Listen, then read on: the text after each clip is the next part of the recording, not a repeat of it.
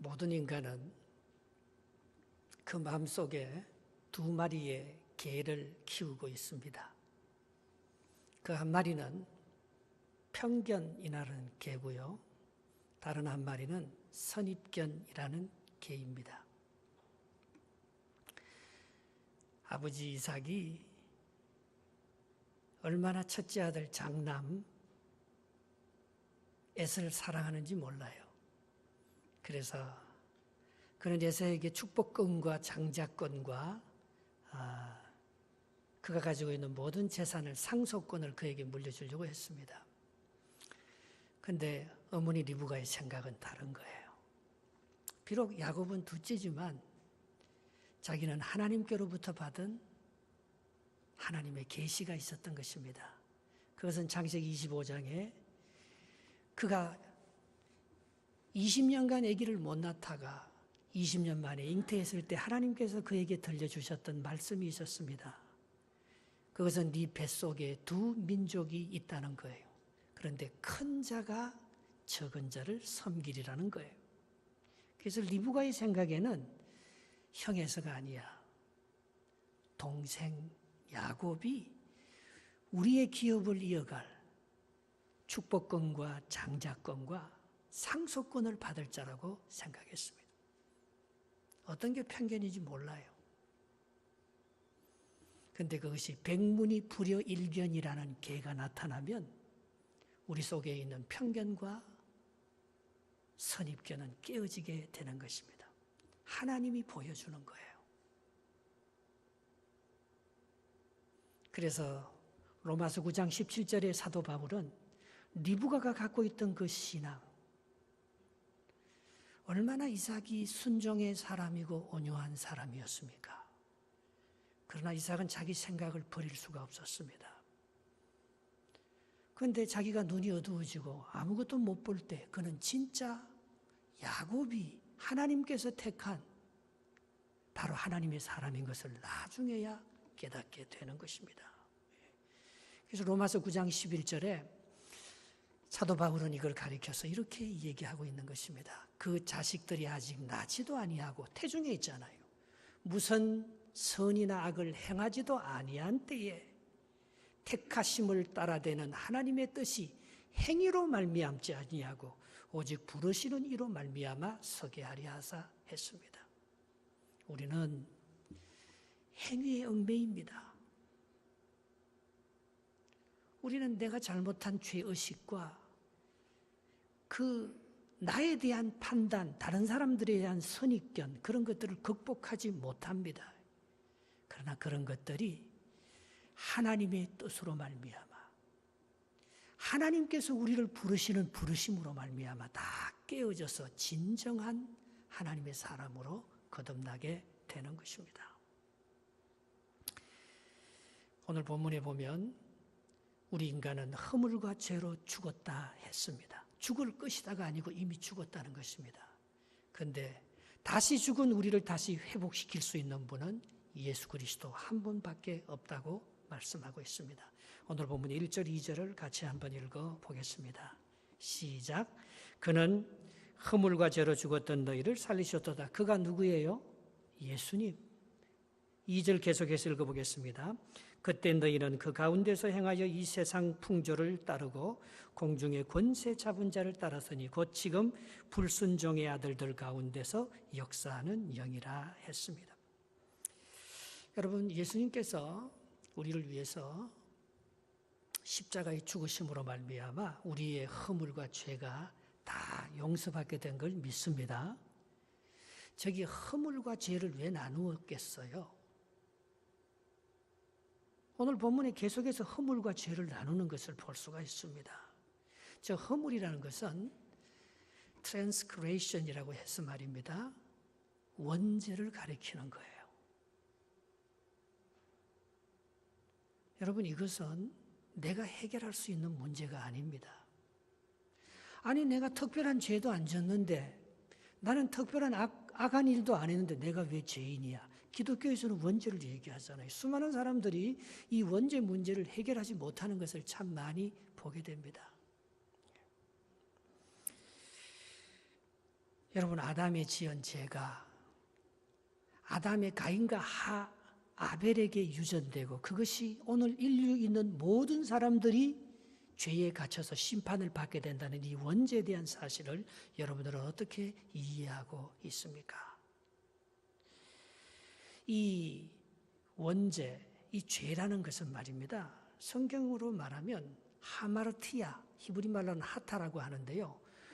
원래 쏘야 될 관역에서 빗나가 버리는 것, 그게 죄라는 것입니다.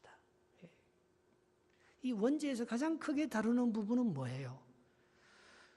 아담과 하와가 죄를 지은 것이 우리 인류 전체에게 가져온 그 죄의 종자, 죄의 씨앗이 우리 안에 깊이 뿌려박혀서 그것이 대대로 유전되고 있다는 그 사실을 우리가 이해하기가 참 힘듭니다.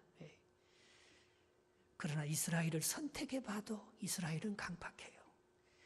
우리 자신을 돌이켜볼 때 말입니다. 우리가 예수를 믿고 변화받아도 우리는 여전히 죄의 속성을 버리지 못하고 얼마나 강팍한 악한 뿌리를 근본적으로 갖고 있는지 모릅니다. 그래서 이사야는 이사야 1장 4절에 이렇게 원죄에 대해서 얘기하고 있습니다. 한번 읽어보겠습니다. 같이 시작. 슬프다 범죄한 나라여 허물진 백성이여 행악의 종자요. 행악의 종자라는 것입니다. 시가 그런 거예요. 행위가 부패한 자식이로다. 그들이 여호와를 버리며 이스라엘의 거룩하신 이를 만놀히 여겨 멀리하고 물러갔도다. 우리가 죄를 지어서 행위가 악해서 죄인이 아니고 여호와를 멀리하는 것은 우리 안에 하나님을 순종하고 싶은 마음이 없고 내가 주인이 되는, 내가 에덴 동산을 다스리고 싶은, 내가 내 마음대로 모든 것을 처리하고 싶은 하나님의 뜻에 순종하고 싶지 않는 그 불순종, 그 깊은 원죄가 우리 안에 있다는 거예요. 그게 참 하나님께서 이스라엘 백성들을 택해놓고도 계속해서 이스라엘 백성들을 훈련하고 시험해서 온전한 하나님의 자녀, 순종의 자녀로 만드는 작업을 하는 데는 굉장한 오랜 시간이 걸렸습니다. 근데 이거에 비해서 이제 두 번째, 우리가 짓는 죄가 있으면 그 씬이에요. 그게 자범죄죠. 내 행위의 죄죠. 그거는 회개함으로 우리가 그 죄 씻음을 받을 수 있는 건 내 책임입니다. 근데 예수 그리스도가 죽은 것은 이 허물과 죄를 위해서 죽었다는 거예요. 원죄, 우리가 해결할 수 있는 근본적인 죄의 종자, 죄의 씨. 그래서 예수 그리스도는 원죄를 타고나지 않았습니다. 남자의 씨가 없는 거예요. 죄의 종자가 없이 예수 그리스도는 뭐로 태어났습니까? 여자의 후손으로 태어납니다. 성령으로 잉태되었습니다. 그분은 죄 없는 분입니다. 종자가 악하지 않습니다. 종자가 하나님의 원래 형상을 그대로 보존한 아담의 후손인 아담의 씨앗이 아닌 순수한 하나님의 혈통을 그대로 갖고 와서 우리가 해결할 수 없는 죄의 모든 원죄의 문제를 그분이 십자가에 달림으로 말미암아 우리의 죄를 덮으시고 함께 십자가에 못 박혀 죽음으로 말미암아 죄와 허물로 말미암아 죽었던 우리들을 다시 회복시켰다고 말씀하고 있는 것입니다. 여러분, 아담의 아들 가인과 아벨이 말입니다. 똑같이 서로 경쟁하지 않습니까? 에사와 야곱처럼. 그런데 거기도 이상하게 형보다는 하나님께서 아벨을 사랑합니다. 왜? 아벨이 하나님을 의지하니까. 그래서 몰래 가인이 아벨을 쳐 죽이고 말입니다. 얼마나 죄의식에 사로잡혀서 두려워하는지 몰라요. 그래서 어디 나가지를 못하는 거예요. 그때 하나님께서 가인을 불쌍히 보시고 긍휼과 은혜를 베풀어 주셔서 아무도 가인을 죽이지 못하도록 표를 줍니다. 그 표가 뭡니까? 창세기 4장 15절에 이렇게 기록되어 있습니다. 같이 한번 읽어볼까요? 여호와께서 그에게 이르시되 그렇지 아니하다. 가인을 죽이는 자는 벌을 7배나 받으리라 하고 가인에게 표를 주사 그를 만나는 모든 사람에게서 죽임을 면하게 하시니라. 남을 죽이고 나니까요, 사람들이 다 자기를 죽일 것 같아요. 도저히 불안해서 두려워서 살아갈 수 없는 거예요. 그런데 그 가인이 하나님을 의지하니까 하나님께서 그 가인에게 그 죽음의 두려움과 죄책감으로서 벗어날 수 있는 그 표를 마음에 주었습니다. 그게 바로 십자가의 은혜를 그때 베풀어 준 거예요. 네 죄가 용서받았다고. 네가 아버지의 죄값을 네가 치르지 않게 될 거라고. 네 마음속에 동생을 미워함으로 말미암아 사람을 죽인 그 살인죄라는 그 무서운 심판을 너는 받지 않아도 될 것이라는 그런 은혜를 가인에게 표를 줌으로 말미암아 가인이 살아날 수 있었던 것입니다. 그러니까 예수 그리스도가 오기 전에도 하나님의 그 크신 자비와 긍휼과 사랑으로 우리 인류를 용서해 주시고 이끌어 주셨기 때문에 우리가 이렇게 살아가고 있는 것입니다. 어떤 교회 수양관에서 그 수양관을 짓고 나니까 물탱크가 필요한 거예요. 그런데 물탱크 있는 자리에 소나무가 있어서 그 소나무를 다른 곳으로 옮기고 그 자리에 물탱크를 하나 만들기로 했습니다. 그런데 그 소나무가 너무 멋있고 버리기는 아까운 거예요. 그래서 그 소나무 주위에 땅을 깊게 파고 말입니다. 그 새끼줄로 그 뿌리 다치지 않도록 잘 보존해서 정말 안전하게 다른 곳으로 옮겨줬어요. 양지바른 곳으로. 그게 땅을 깊이 파고 비료를 주고 그 소나무가 쓰러지지 않도록 받침대를 하고 말입니다. 모든 정성을 다 합쳐서 물을 주고 그들은 정성껏 잘 키워서 이 소나무가 옮긴 자리에서 잘 살기를 원했습니다. 그런데 하루는 산림청에서 직원이 나왔어요. 그래서 그 소나무를 딱 보더니만 이 산림청 직원이 하는 말이 이 소나무가 죽었다는 거예요. 아니 우리가 지난번 잣나무를 옮길 때도 이렇게 잣나무가 옮겨서 잘 살고 있는데 이 소나무를 우리가 얼마나 정성껏 옮겼는데 이 소나무가 왜 죽느냐는 것입니다. 그 산림청 직원이 빙그레 울으면서 아무런 얘기도 하지 않고 돌아갔는데 정말 2, 3주가 있으니까 소나무가 누렇게 되더니만 한 달이 지나니까 소나무가 다 죽어버리는 거예요. 이유를 물었습니다. 왜 이 소나무가 이렇게 죽느냐고. 소나무는 옮겨 심을 때 제일 중요한 것이 방향이라는 거예요. 북쪽을 향한 그 방향은 북쪽으로 그대로 옮겨줘야 된다는 거예요. 남쪽을 향한 방향으로 그대로 옮겨줘야지만 그 소나무가 살지 방향을 맞추지 않으면 그 소나무는 옮겨 심는 소나무는 다 죽게 되어 있다는 거예요. 주님이 하신 일을 내 것으로 받아들이는 것. 그게 순종의 자식입니다. 하나님의 은혜를 받는 통로, 죄 사함을 받는 통로는 딱 하나밖에 없습니다. 믿고 순종하는 거죠. 하나님의 말씀을 그대로 받아들이는 거죠. 저는 신앙생활 하면서요, 끝까지 신앙생활 못하는 사람들을 종종 봅니다. 자기는 죽었다 깨어나도 동정녀 마리아에게서 처녀가 아기를 낳았다는 것을 믿을 수 없다는 거예요. 자기는 죽었다 깨어나도 어떻게 200만 명이나 되는 사람이 홍해 바다를 건너갈 수가 있느냐. 그거는 거짓말이라는 거예요. 난 그런 걸 믿을 수가 없다는 거예요.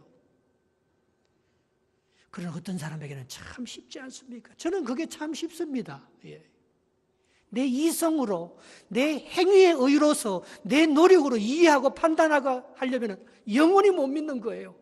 내가 소나무를 정말 정성껏 잘 키우고 내 의와 내 지식과 내 방법을 다 동원해서 소나무에게 최선의 노력을 해도 그 소나무는 죽는 거예요. 소나무가 원하는 것은 딴 게 있어요. 하나님께서 우리를 구원시키는 방법은 다르게 있어요. 선악과를 따먹지 않는 거예요.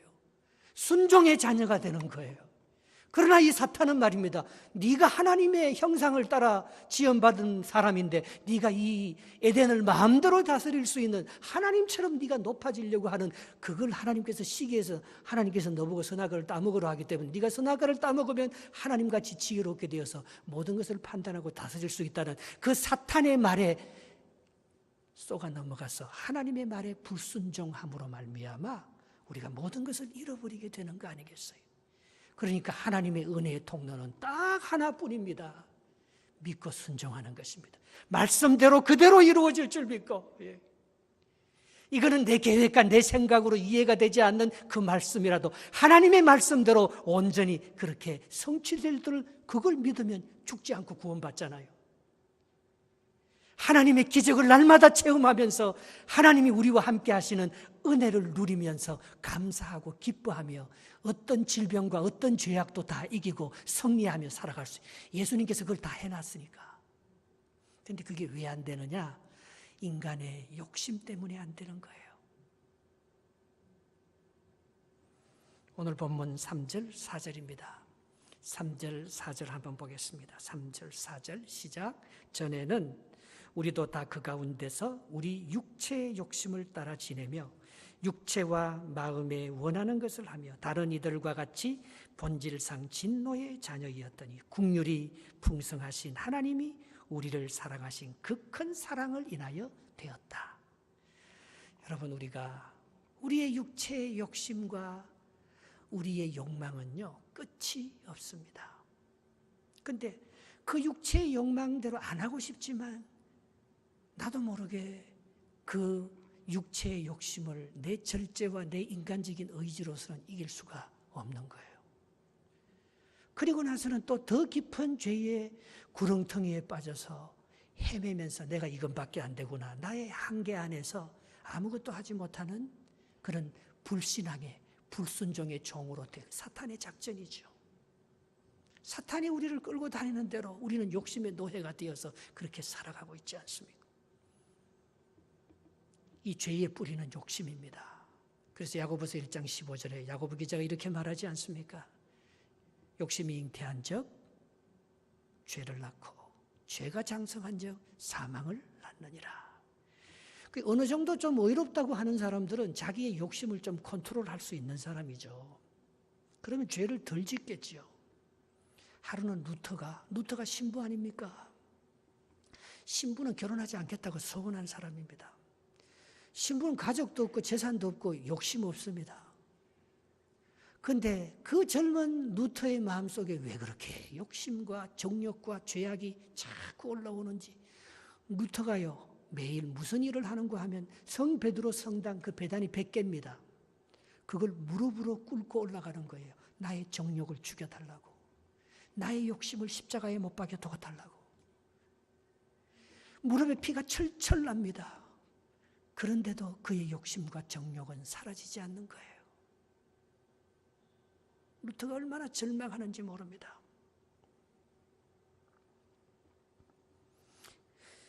그래서 사도 바울이 정직한 양심선언을 합니다. 내가 하나님의 뜻대로 살려고 노력하면 노력할수록 내 안에 악이 더 많다는 것, 그걸 깨달았어요. 내 마음으로는 하나님의 법을 그렇게 섬기며 믿음으로 살기 원하지만 내 육체 속에 다른 죄악의 법이 나를 끌어당겨서 내 마음의 법과 싸우는데 내가 너무나 이중적인 인간이라는 거예요. 내가 너무나 위선적이고 악한 인간이라는 거예요. 여러분, 거룩하게 놀면요 뒤에서는 다 악한 짓 하는 거예요.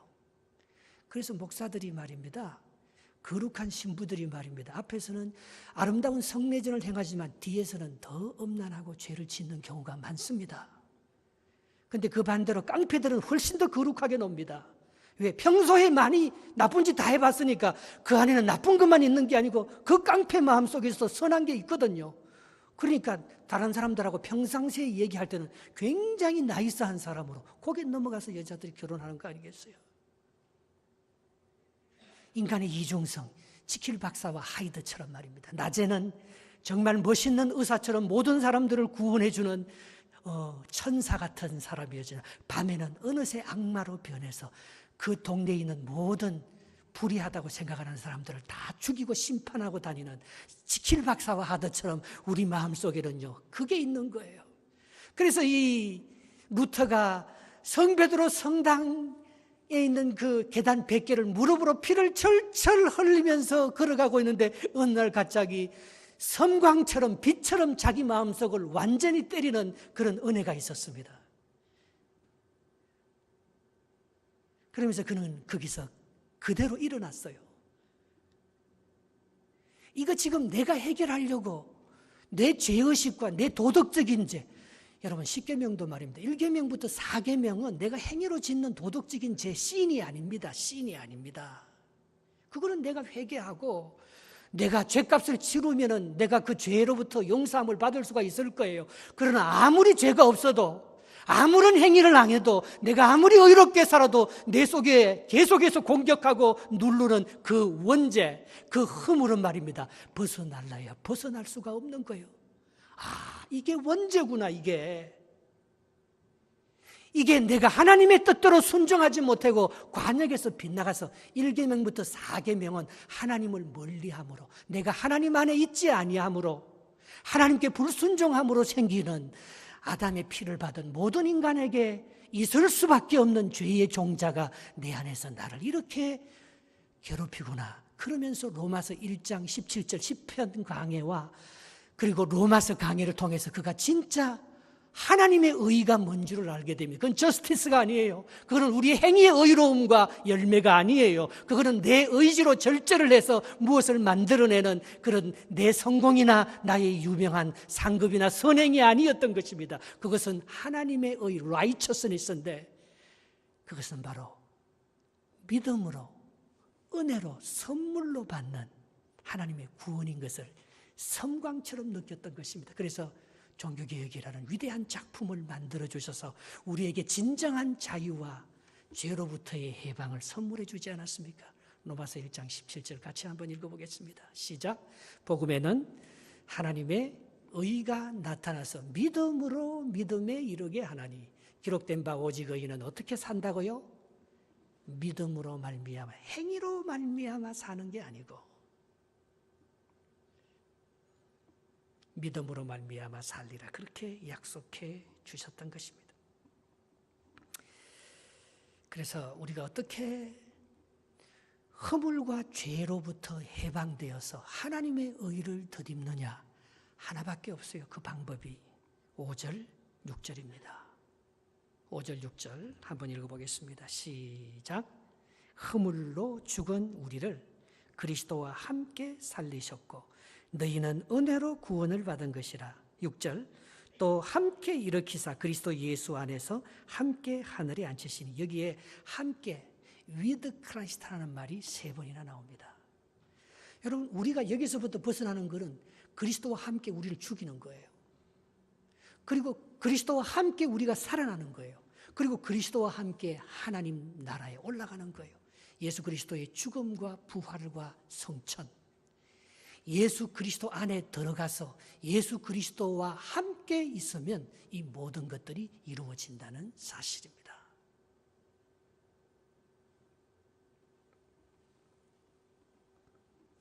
루터가 종교개혁을 일으킬 수 있었던 2가지 은혜가 있었습니다. 루터에게 일어났던 이 사건으로 말미암아 루터는, 그 당시는 가톨릭 사회 아니면 킹덤 오브 갓, 유럽 전체가 가톨릭 왕국입니다.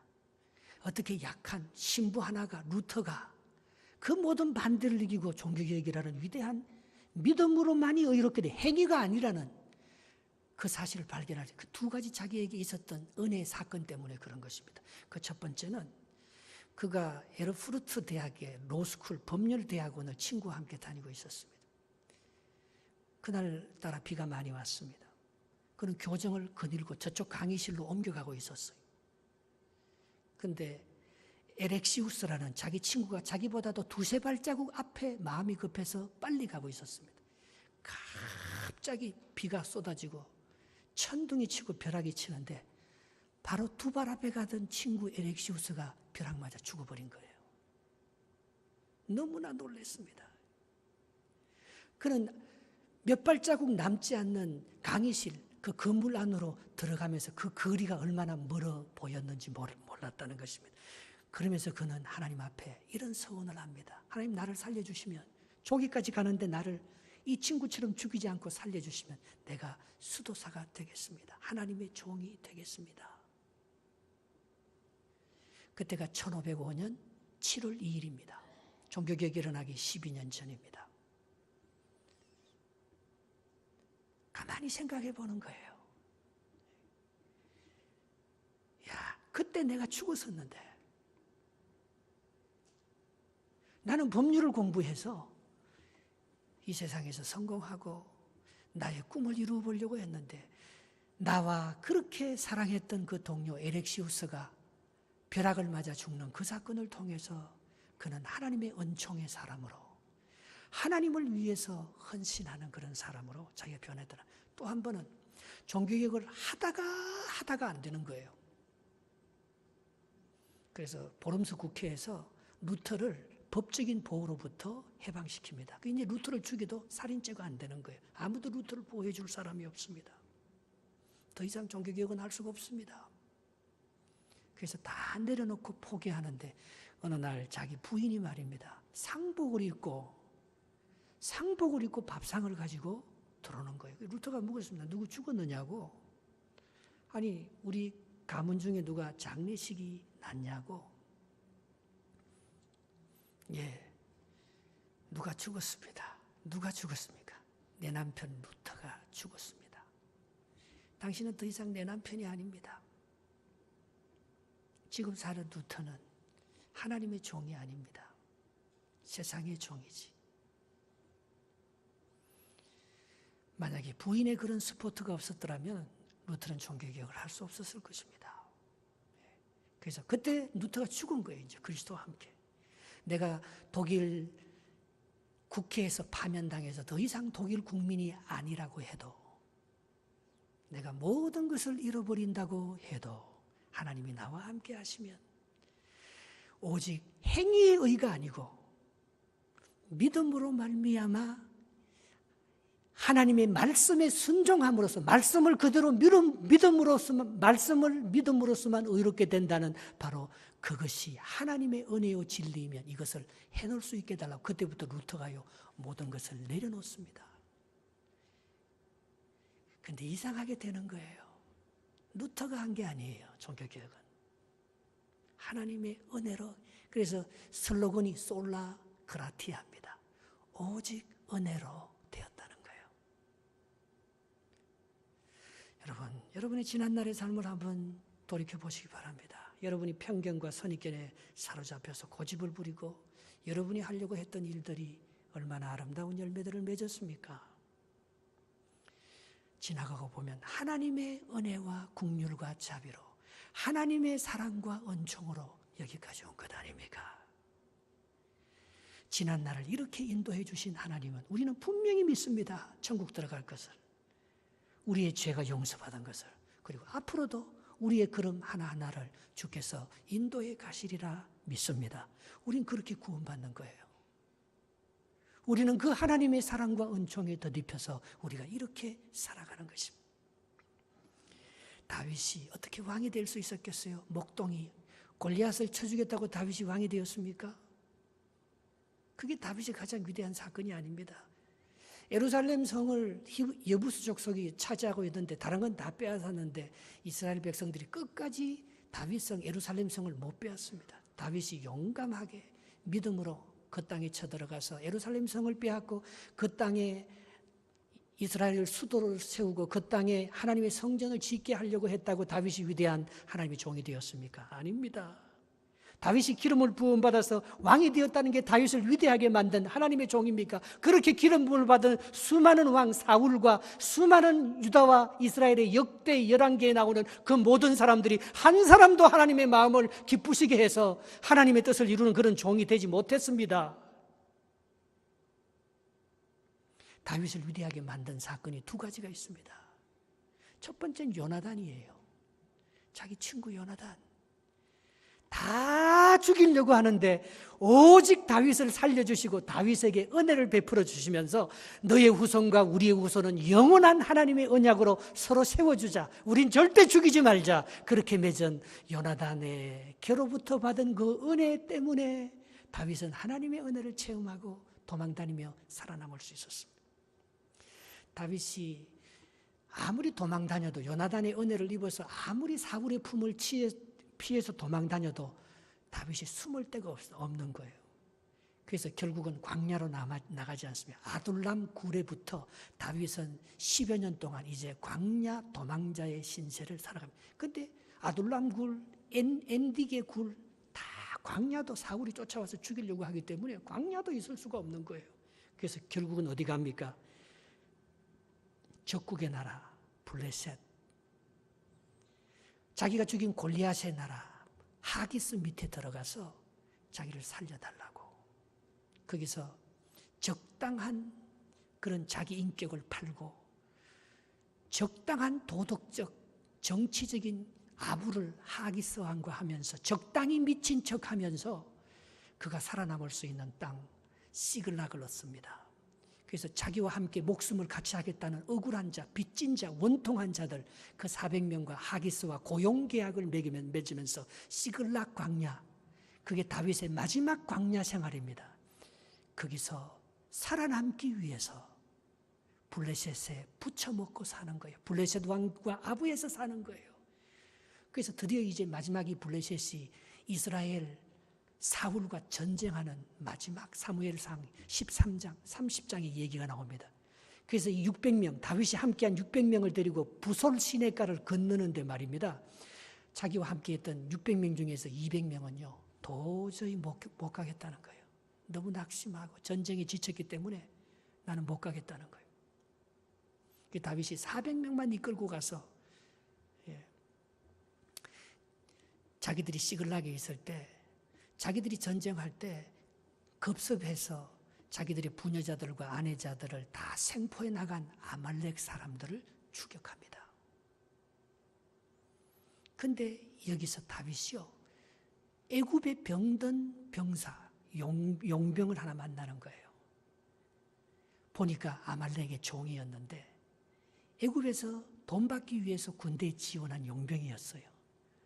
너가 왜 이렇게 했느냐? 3일 동안 주인이 나를 버리고 쓸모없다고 내가 여기 이제 굶어 죽게 되었습니다. 다윗이 그 사람에게 은혜를 베풀어 줍니다. 그래서 이 이집트 용병의 힘으로 말미암아 전성의 기쁨을 위해서 완전히 축제 분위기로 술에 취해 있는 그 사람들에게 찾아가서 말입니다. 단칼에 수십만 명의 아말렉의 사람들을 죽이고 전리품을 다 가져오고 아히노함과 아비가일 자기 부인과 자녀들을 다 그대로 하나도 죽이지 않고 있는 그들, 생포하고 있는 그들을 다 다시 돌려받아서 부솔 시내가를 딱 건너는데 이 전쟁에 참여했던 400명과 전쟁에 참여하지 않았던 200명이 싸우는 거예요. 저 사람들에게 전리품을 줄 수 없다는 거예요. 저들은 우리와 함께 고생하지도 않았고 전쟁에 참지도 않고 저들은 자기의 편의를 위해서 여기에 남아있겠다고 하는 사람들을 가족과 살아있는 자녀들은 돌려보내주지만 그들과 같이 전리품을 나누는 이 일은 할 수 없다는 거예요. 그런데 다윗이 그게 위대한 결단을 합니다. 이것은 우리들이 해서 싸운 전쟁이 아니지 않느냐고. 우리가 아말렉을 어떻게 이길, 우리 400명으로 어떻게 이런 수십만 명의 사람을 이기고 대성을 거두어서 다윗이 그것을 통해서 유대 왕국을 세울 수 있는 기초 자본을 다 만들게 됩니다.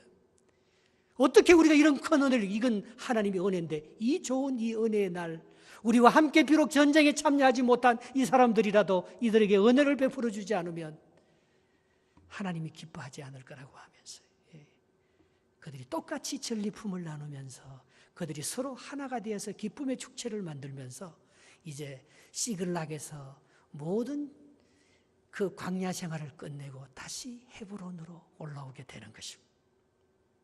그런데 그 부솔 시내가라는 그 이름이 굿뉴스, 복음이라는 뜻이에요. 십자가의 골고다 언덕이라는 뜻이에요. 이야, 여러분, 다윗을 위대한 왕으로 만드는 것도 말입니다.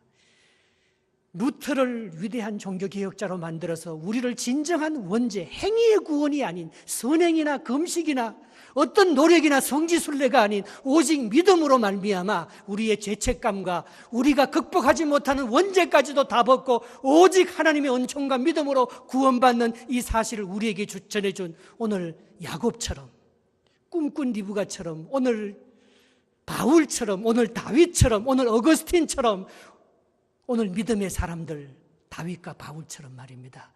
이들이 하나님의 은총의 사건을 접함으로 말미암아 그들이 새로운 역사를 만들어가게 되었다는 것입니다. 여러분, 이걸 경험한 하나님의 은혜로 구원받은 사람과 구원받지 않은 사람들은 이 세상을 살아가는 방법이 다릅니다. 설교도 다릅니다. 부모가 자녀를 양육하는 법도 다릅니다. 하나님의 은총을 경험하지 못한 사람들은 자식을 키울 때요 계속 잔소리를 합니다. 이건 이렇게 해라, 이건 이렇게 해라. 하나님의 은혜로 구원받았다는 사실을 경험하지 못하는 루터의 영적 회심을 경험하시는 못한 사람들은 설교를 할 때 계속 율법적인 잔소리만 합니다. 사람들에게 짐만 지워줍니다. 그래서 아무리 예배를 드려도 아무리 신앙생활을 해도 진정한 자유함과 은혜의 감격은 누리지 못하는 거예요. 자기 의지로 자꾸 뭘 해보려고 합니다. 자기 의지로 이 죄를 이겨보려고 합니다. 자기의 방법으로 뭔가 큰 걸 한번 이루어보려고 합니다. 그래서 이루면 교만해지고 자랑해지는 거고, 그렇게 이루지 않으면 낙심하고 실망하는 그런 목회, 그런 자녀 양육, 그런 인생밖에 살아갈 수 없는. 그러나 이 하나님의 은총의 법을 깨달은 사람은 다윗같이 위대해집니다. 내 마음에 합한 사람, 순종의 자녀니까. 하나님의 은총, 그리스도 안에 들어가서 예수 그리스도와 함께 죽고 예수 그리스도와 함께 살고 예수 그리스도와 함께 부활하여 예수 그리스도와 함께 영광을 누릴 것을 확실히 알기 때문에 계속 주님께로 가까이 갑니다. 소나무를 정성껏 파서 옮기려고 하지 아니하고 이 소나무를 통해서 주인이 말씀하시는, 소나무를 통해서 말씀하시는 하나님의 음성과 내가 일치가 되고 위드 소나무, 위드 그리스도, 위드 하나님의 백성들과 함께 아름다운 가정을, 아름다운 공동체를 만들어가게 되는 것입니다. 그 사람이 위대하게 됩니다. 훨씬 인생이 쉽고 가벼워집니다. 근본적인 변화가 있습니다. 오늘 보면 마지막 절 2절입니다. 같이 읽겠습니다. 시작. 행위에서 난 것이 아니니 이는 누구든지 자랑하지 못하게 하려 함이라. 우리는 그가 만드신 바라 그리스도 예수 안에서 선한 일을 위하여 지으심을 받았나니 이 일은 하나님이 전에 예비하사 우리로 그 가운데서 행하게 하려 하심이라. 훨씬 더 이 사람이 복종하고 순종함으로 위대한 행위를 만들어갑니다. 그건 내 의무로서, 내 의로서 구원받기 위해서, 성공하기 위해서 하는 나의 행위와 목적이 아닙니다. 이미 구원받았기 때문에, 이미 하나님의 은총의 자녀가 되었기 때문에 더 잘 나눕니다. 더 많이 베풉니다.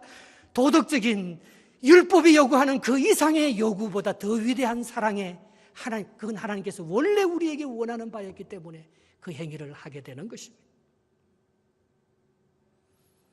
오늘 저와 여러분들에게 정말 하나님의 은혜로밖에 내가 살아갈 수밖에 없다는 그런 은총의 사건이 여러분과 여러분 가정과 여러분 공동체에 넘쳐나시기를 주의 이름으로 축복합니다.